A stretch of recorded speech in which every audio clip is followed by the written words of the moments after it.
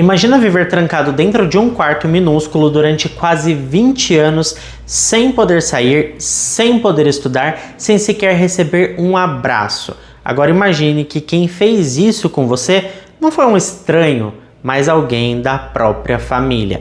Parece até um roteiro de filme de terror, mas essa história é real e aconteceu bem no coração dos Estados Unidos. Você já vai entender do que eu tô falando, mas antes, você tá chegando por aqui agora e ainda não é inscrito no canal, eu já te convido a se inscrever no canal e ativar o sininho para não perder as notificações. Porque assim, todas as vezes que eu publicar um vídeo novo, o YouTube te avisa e você corre para assistir comigo. Já peço desculpas que hoje eu trouxe vocês pra cozinha, mas é que a sala tá uma bagunça, estavam mexendo no ar-condicionado, tá tudo bagunçado e eu não quis gravar no quarto também porque depois eles vão dar manutenção no ar-condicionado de lá, então eu ia ter que parar no meio da gravação e eu precisava gravar, então vim pra cozinha. Mas eu confesso que eu tô até gostando, porque é que eu me sinto livre, eu posso me mexer mais, sabe? Adorei gravar aqui. Bom, chega de lero-lero e bora pro caso de hoje.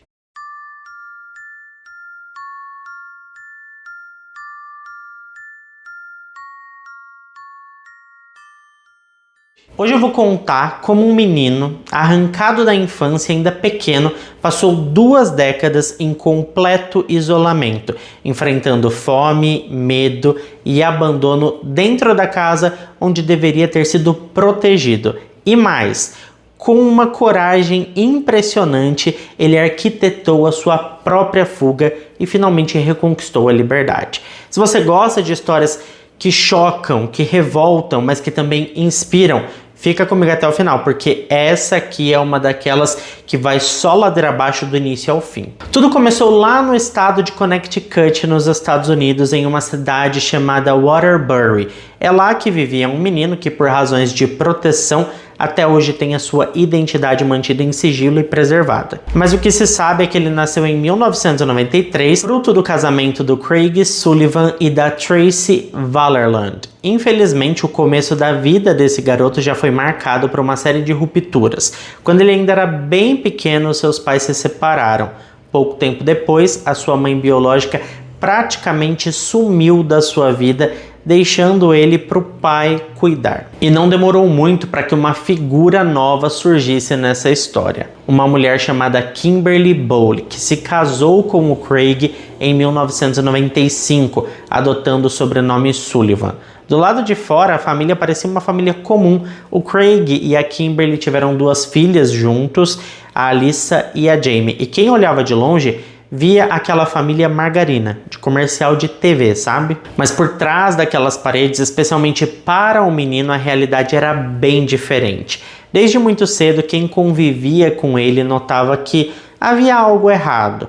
Quando ele frequentava a Barnard Elementary School entre o final dos anos de 1994 e o começo dos anos 2000, os professores começaram a se preocupar de verdade com o bem-estar daquele garoto. O menino era extremamente magro, parecia estar sempre faminto e em mais de uma ocasião foi visto roubando comida dos colegas e em algumas vezes até revirando o lixo da escola atrás de algo para comer. A situação era tão grave que a equipe da escola fez diversas denúncias para o Departamento de Crianças e Família de Connecticut. Foram mais de 20 alertas ao longo dos anos pedindo que alguém olhasse de perto o que estava acontecendo na casa da família Sullivan, mas infelizmente todas essas tentativas acabaram não resultando em nenhuma ação efetiva. Quando a polícia foi até a casa para verificar a situação, eles encontraram tudo aparentemente em ordem.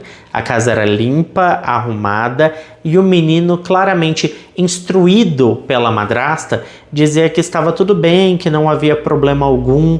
Assustado, ele repetia o que tinha sido treinado para dizer, e sem provas concretas de maus tratos, os agentes não puderam fazer mais nada para ajudá-lo. E o caso foi arquivado, só que pouco tempo depois dessa investigação, houve um novo episódio. A Kimberly e o Craig tiraram o menino da escola. Primeiro eles disseram que ele havia sido transferido para um outro distrito e depois alegaram que ele seria educado em casa, numa suposta homeschooling.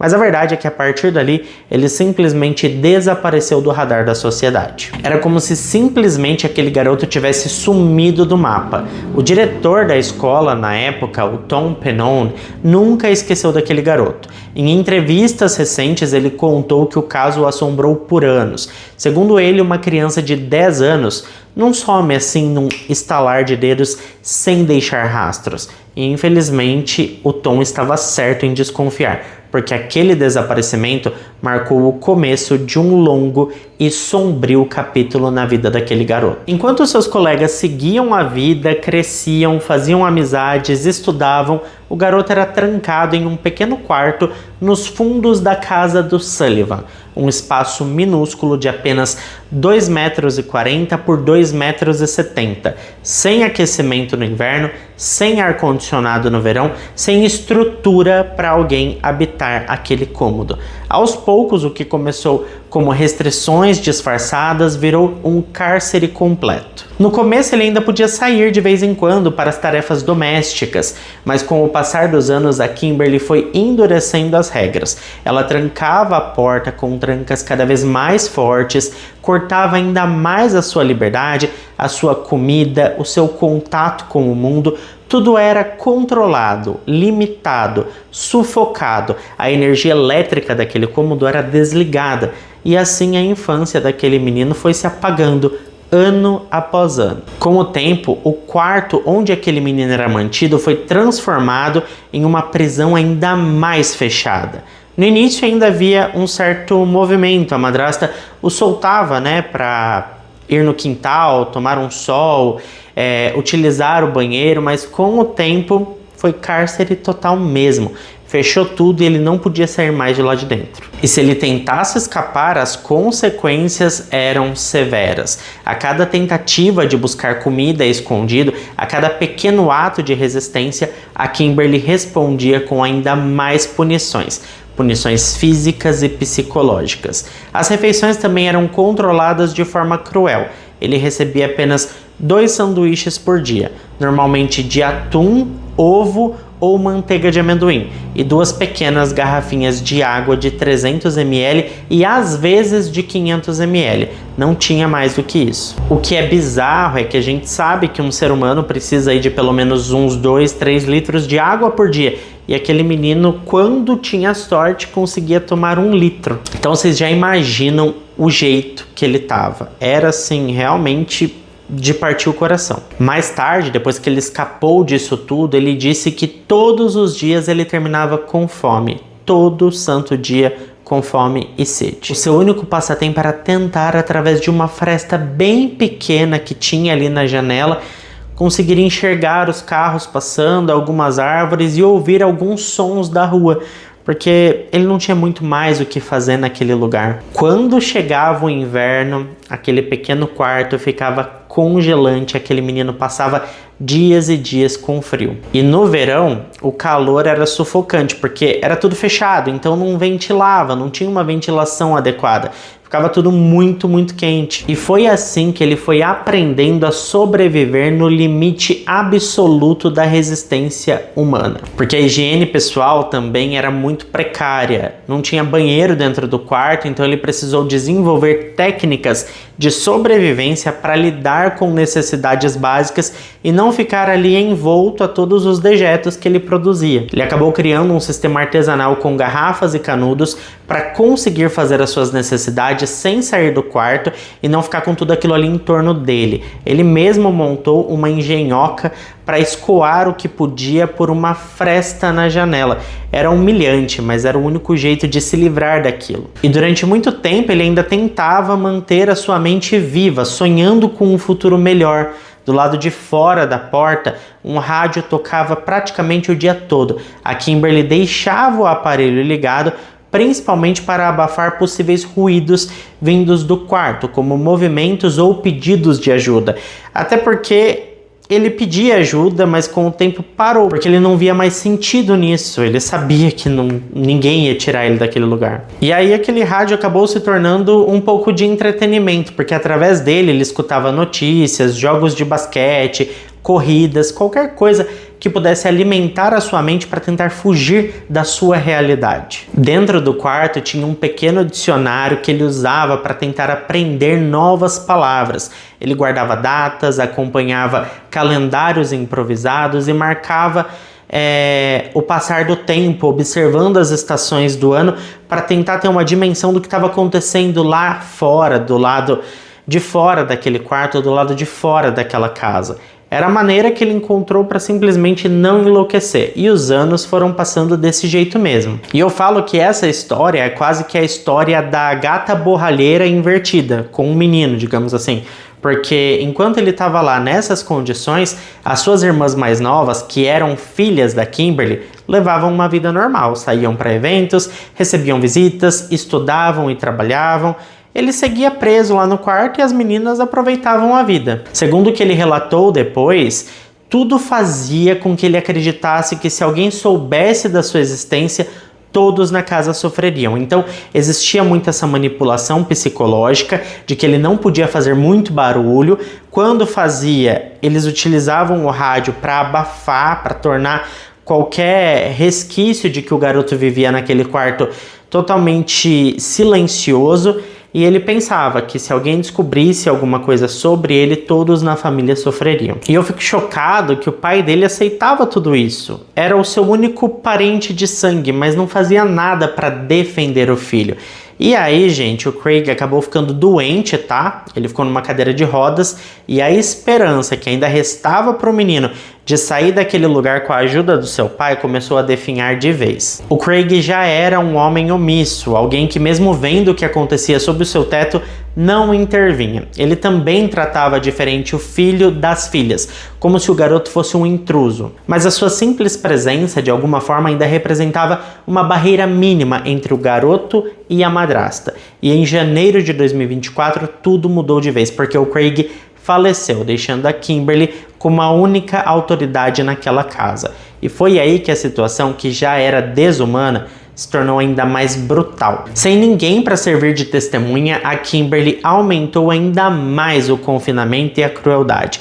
A partir dali, o jovem, já com 31 anos, passava até 24 horas seguidas sem comida. A única pausa nesse jejum que ele tinha era quando ele saía para destrancar o cachorro, para o cachorro sair para o quintal, porque essa era uma tarefa que ele precisava fazer. Ele podia sair daquele quarto no momento de soltar o cachorro quando não tinha mais ninguém em casa. E ele aproveitava esse momento para acabar comendo alguma coisa ali escondido. O que me faz pensar em como esse homem, porque com 31 anos já é um homem, não era manipulado. Porque pensa bem, em alguns momentos ele tinha chance de fugir, porque não tinha ninguém em casa, ele precisava soltar o cachorro e ele conseguia sair do quarto para isso. Era permitido que isso acontecesse, mas ele não utilizou esses momentos para fugir, sabe? Acredito que talvez por medo, acho que ele pensava que se ele fizesse isso, ele ficaria cada vez mais trancado e seria cada vez mais punido, o que realmente fazia sentido, porque com o passar do tempo, essa atividade dele também foi cortada. A Kimberly não permitia mais que ele saísse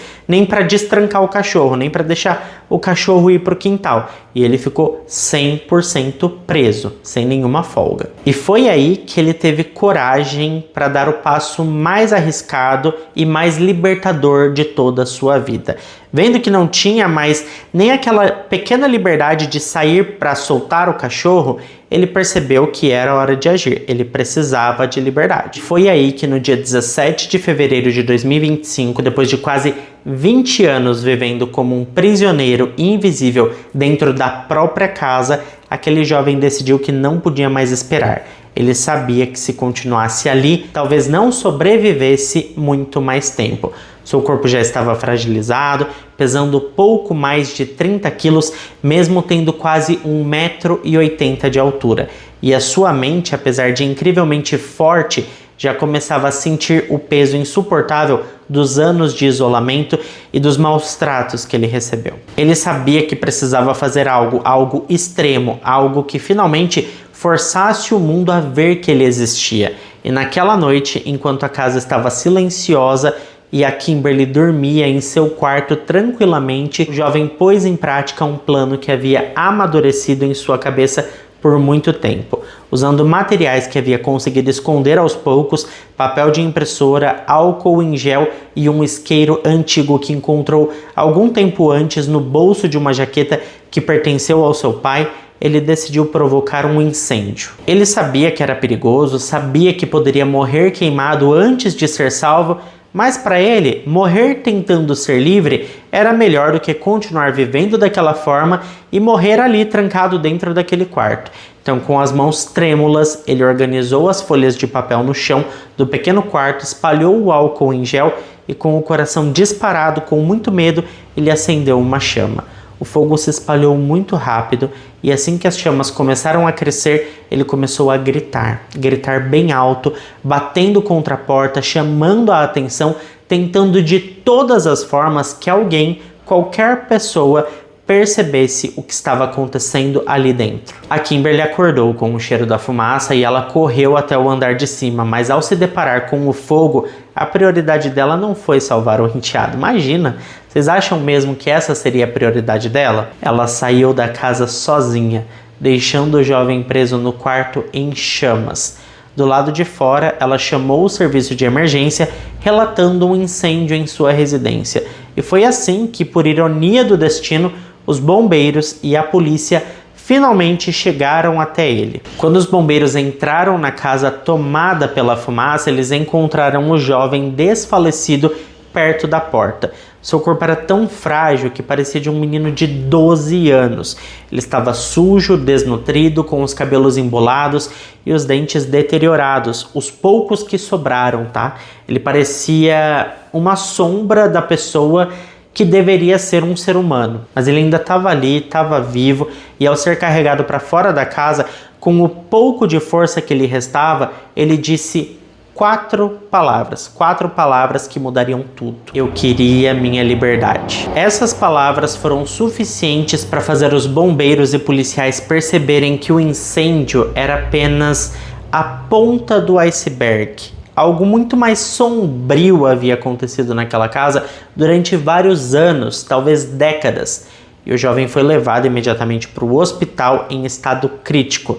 Seus pulmões estavam comprometidos pela fumaça e colapsando, seu corpo estava severamente desnutrido e os médicos alertaram que o processo de reabilitação precisaria ser feito com extremo cuidado, porque uma reintrodução brusca de alimentos poderia ser fatal para alguém tão enfraquecido que simplesmente era privado de comida. O caso era tão sério que as paredes do estômago dele já estavam quase coladas, então ele precisaria se alimentar com sondas bem devagarzinho e depois poderia começar a comer. Enquanto ele era tratado, a polícia iniciou uma investigação emergencial e o que eles encontraram dentro da casa confirmou tudo o que ele havia contado. O quarto onde ele vivia era pequeno, sujo, sem ventilação adequada, reforçado por dentro e por fora com madeira e trancas. Eles encontraram também a engenhoca improvisada que ele criou para fazer as suas necessidades e não ficar com os dejetos dentro do quarto, garrafas, canudos e buracos discretos na estrutura da janela. Cada detalhe contava aquela história. Ele realmente havia passado anos vivendo como um prisioneiro e era muito triste encarar aquela realidade. Do lado de fora da residência, os vizinhos começaram a se aglomerar, chocados com a movimentação intensa de ambulâncias e viaturas. A maioria deles dizia que nunca tinha visto o rapaz. Alguns vizinhos mais antigos da rua se lembravam vagamente de uma criança que havia desaparecido da vizinhança muitos e muitos anos antes, mas até então ninguém havia suspeitado do que realmente acontecia dentro daquelas paredes. Era como se ele tivesse sido apagado do mundo. As imagens daquele quarto, gente, sinceramente, é a coisa mais bizarra que eu já vi. Eu imagino o que esse garoto não passou. Foi basicamente um inferno na Terra. E quando a gente pensa tantos anos, 20 anos, é muita coisa. Tipo assim, o que eu fiz nos meus últimos 20 anos? Qualquer coisa que eu fiz nesses últimos 20 anos, enquanto eu estava fazendo, aquele rapaz estava lá preso nessa situação. Já parou para pensar? Pensa aí, qualquer coisa que você fez nos seus últimos 20 anos. Qualquer coisa. Você estava fazendo isso? Esse rapaz estava preso lá no quarto enquanto isso. Bom, enquanto o jovem lutava para se recuperar no hospital, a história do que ele havia vivido começou a se espalhar rapidamente. A imprensa local de Waterbury logo soube do resgate incomum durante o incêndio e a polícia, em entrevista coletiva, confirmou o que muitos acharam impossível de acreditar num primeiro momento. Dentro daquela casa, por quase 20 anos, um jovem havia sido mantido em condições piores do que as de muitos prisioneiros. E quando eu falo que esse caso é um dos piores que eu já vi, é porque assim, a gente conta muitos casos aqui onde a pessoa faleceu. E por mais que tenha sido de formas horríveis também, a pessoa faleceu, ela deixou de sofrer. Esse menino não, por 20 anos ele sofreu. Sofreu dia após dia. Sofreu por não poder comer, sofreu por ser privado de liberdade, sofreu por estar naquele lugar, naquelas condições. É surreal isso. A situação daquilo tudo era tão grave que muitos dos agentes envolvidos no resgate precisaram de acompanhamento psicológico nas semanas seguintes, porque todo mundo refletiu da mesma forma que eu estou refletindo aqui com vocês. Era algo surreal. A Kimberly Sullivan, a madrasta, foi imediatamente levada para a delegacia para ser interrogada, mas assim que chegou lá, ela invocou o direito de permanecer em silêncio e se recusou a cooperar com os investigadores. É claro que ela faria isso. Só que mesmo assim, os elementos encontrados na casa, somados ao depoimento inicial do jovem e aos exames médicos, foram mais do que suficientes para que a polícia formalizasse a acusação. Poucos dias depois, a Kimberly foi oficialmente presa, sob uma lista extensa de crimes: sequestro em segundo grau, restrição ilegal de liberdade, maus tratos agravados, ameaça e negligência severa, e muito por conta disso a fiança foi fixada em $300 mil. Ainda assim, para surpresa de muitos, ela tinha essa grana e ela conseguiu pagar a fiança e foi liberada para aguardar o julgamento em liberdade, apenas com a obrigação de se apresentar periodicamente às autoridades. O menino ficou preso 20 anos. 20 anos.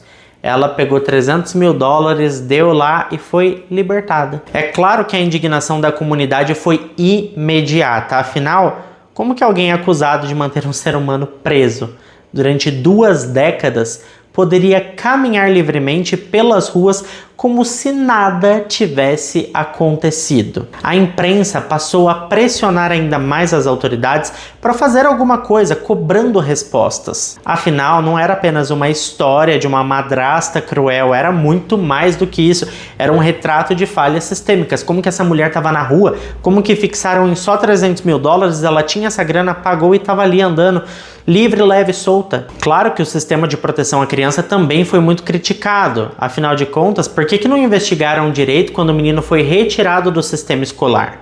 E os vizinhos? Por que os vizinhos, familiares e até órgãos públicos falharam em perceber o que estava acontecendo com aquele garoto? Porque o menino desapareceu e ficou por isso mesmo. Enquanto tudo isso acontecia, o jovem, agora livre, mas profundamente machucado física e emocionalmente, começava sua longa jornada de recuperação. Ele precisava reaprender a viver em sociedade, precisava entender um mundo que continuou girando durante 2 décadas sem ele. Coisas simples como usar um micro-ondas ou reconhecer um celular moderno eram desafios enormes para alguém que havia sido arrancado da infância e jogado numa realidade congelada no tempo. Era como se ele tivesse simplesmente saído ali da década de 90, começo dos anos 2000, para a nossa geração de agora, totalmente conectada com um monte de inovação por aí. O sistema de saúde de Connecticut, junto com os assistentes sociais, psicólogos e médicos, se mobilizaram para dar a ele todo o suporte possível, tudo custeado pelo Estado. A cidade inteira se uniu numa corrente de solidariedade, arrecadando roupas, livros e outros itens básicos para ajudá-lo a reconstruir a sua vida. Mas apesar de toda essa movimentação, ninguém conseguia apagar o fato de que por 2 décadas esse jovem tinha sido completamente esquecido e apagado da sociedade.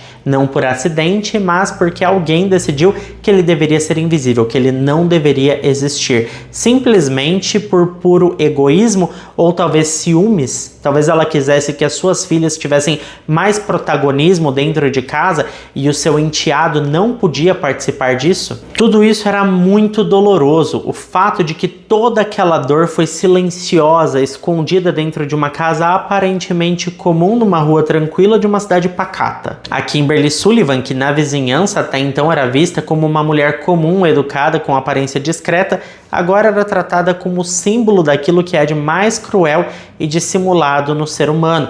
E é incrível, porque assim, ninguém imaginava que essa mulher era capaz de fazer o que ela estava fazendo. O que ela fez ultrapassava muito a linha de negligência. Era uma história de domínio, abuso psicológico e privação extrema, algo que seria muito difícil de ser explicado, muito menos justificado, principalmente diante de um tribunal, diante do júri. E para o jovem ainda sem nome revelado, o desafio também era gigantesco. Era preciso construir do zero uma vida que tinha sido roubada.